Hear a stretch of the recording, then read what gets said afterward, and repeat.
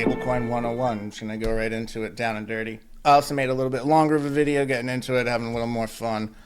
But I'm just going to break it down for you. Stablecoin business model is very simple. It's this. You take other people's cash, typically US dollars, and you issue them stablecoin dollar for dollar that they can go into the crypto market and use. They take someone else's cash and they got to put it in a bank account. While they're using their stablecoin, they can bring the coins back later and give them back to them. But while they're holding their money, so they can go in the crypto casino and buy whatever they want, they're purchasing typically, primarily, US treasuries, earning 4% in the background, and they're going to suck up all the demand from China and Russia's governments and banking crises that they're in now. Okay? Tether is the biggest one, $85 million in profit per employee. I think they have like 12. They're a public company, they're a private company. Circle just did their IPO. They went public. We're going to get to that in a second. Stablecoin total market cap as of right now. This was the 2020 Bitcoin bull run. Okay, that was the peak of the bull run. There's November-ish, 2021. Coming into 22, you had the crash out. Now here we are now, all-time highs. $251 billion. Keep that number in mind. House announces July 14th is crypto week. They're going in there voting on the Genius Act. This is the stablecoin bill. It's already passed through the Senate, goes through the House, and then to Trump's desk. He has made this a priority. He's been tweeting about it. Who's driving our economy? Mr. Bissett formerly worked with George Soros. He was a hedge fund manager. Was George Soros's right-hand guy. He was a leading member of the group that profited $1 billion on Black Wednesday. He went to work with George Soros and he saw a trade on the pound, how it was tied to their mortgage. You can do your own research on it. He called the play, a couple of his hedge fund buddies, and they just turned the screws in the right way. When the pound broke, they made $1 billion a day. Then he went back and did it to Japan. Now he is the Secretary of Treasury of the United States. He's driving the economy for Donny Boy, okay? His plan with the tariffs, he turned the screws. He broke China and Russia. We didn't fire a shot. Their leadership's reshuffling. Here's Scotty B talking about stablecoins. Remember, $250 billion is the total stablecoin market right now, today, in 2025. I mean, that seems to be a threat to the dollar, doesn't it? I think it's the opposite. Oh, really? I think stable coins could reinforce dollar supremacy, because with stable coins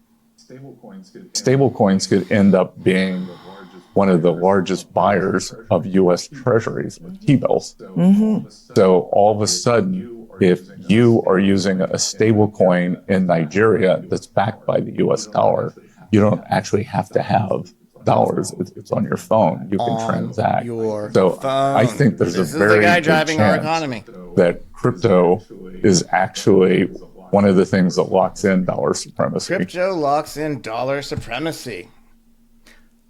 This guy is also the one who apparently got into it with Elon when Trump first took the White House or whatever.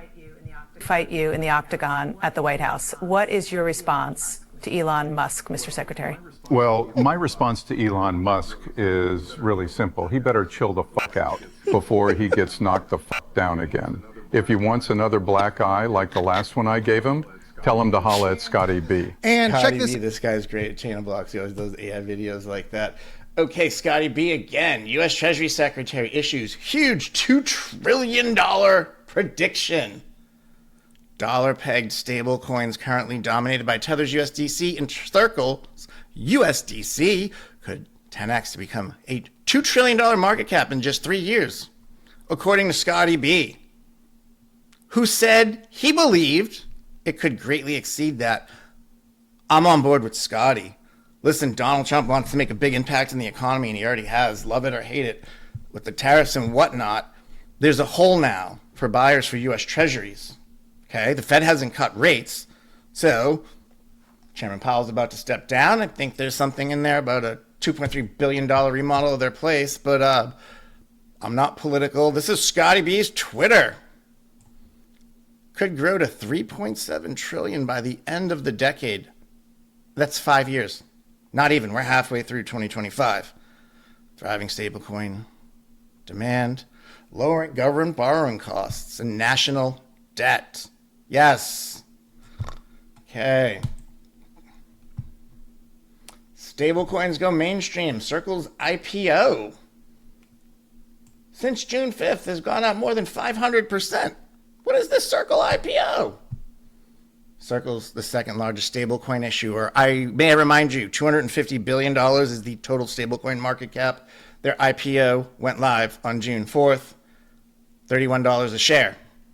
Close on Friday, 7-Eleven a month later, $186. Are you kidding me? 6x in a month. Not too shabby. Stablecoins could step towards mainstream shake-up parts of the U.S. Treasury, June 6th. Stablecoins are going to buy all the missing demand.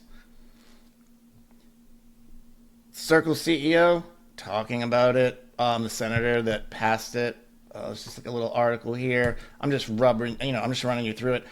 Bank of America CEO from February, of 2025. If they make that legal, we will go into that business. They're all ready to go. You can do your research. It's out there. They've already been talking about it. Okay, Shopify. This is just right from their website, Shopify. Okay, stablecoins are ready to go. Global part. And if you're a merchant and you want to accept Shopify payments or you take USDC, they're going to pay you up to 0.5 point. Let that sink in. Merchants that are selling online don't have to pay PayPal, don't have to pay their merchant fee anymore if you decide to take USDC. They're going to pay you 0.5 point. That's huge. That's adding to their profit margin. That can bring prices down by a few percent just because they're not paying the credit card processor. MasterCard and Visa have been building this for years. Just nobody watches this. Wallet-enabled card issuance, merchant settlement, on-chain remittances. Last but not least, the big man himself. I mean, got his whole family fortune in there. These guys say 40%. I mean, that's a lot. I'm going to guess it's probably like 70. If I had to guess.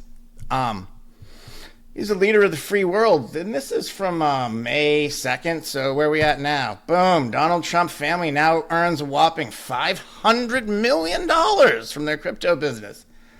Love him or hate him. That's from July 11th, 7-Eleven. That's as recent as you get. Love him or hate him. He's doing it publicly. He's doing it correctly. He's fully disclosing it. He's positioning his entire family fortune into crypto. His entire administration is crypto friendly, and this legislation needs to get passed. This stuff is technology that's going to change things for the better. The banks all want in. They're all ready to go. They can't do anything until Crypto Week, starting Monday. The Genius Act, the stablecoin bill will get passed and signed by August. Basic market structure, September, October.